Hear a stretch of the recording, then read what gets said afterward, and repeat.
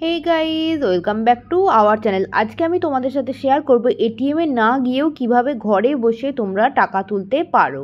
এর জন্য তোমাদেরকে প্রথমেই চলে যেতে হবে ইন্ডিয়া পোস্ট পেমেন্টস ব্যাংকের অফিসিয়াল ওয়েবসাইটে। সেখানে গিয়ে বেছে নিতে হবে ডোর স্টেপ ব্যাংকিং।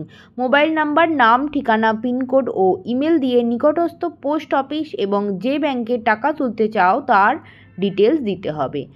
আর কিছুক্ষণের মধ্যেই পোস্টম্যান তোমার বাড়ি পৌঁছে যাবে এবং তুমি টাকা পেয়ে যাবে।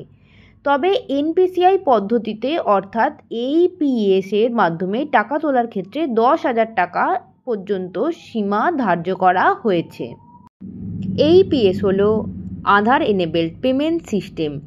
এর মাধ্যমে ব্যাংকিং লেনদেন করা যায়, ব্যালেন্স জানা যায়, টাকা তোলা, মিনি স্টেটমেন্ট কিংবা ফান্ড ট্রান্সফার করা যায়। এই পদ্ধতিতে শুধুমাত্র বায়োমেট্রিক যাচাইকরণের মাধ্যমেই কাজ করা যায়।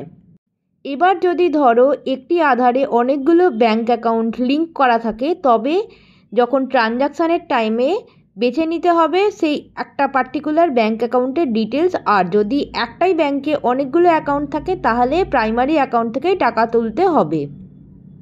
আধার এটিএম দিয়ে টাকা তুলতে কোনো এক্সট্রা ফি দিতে কিন্তু হবে না।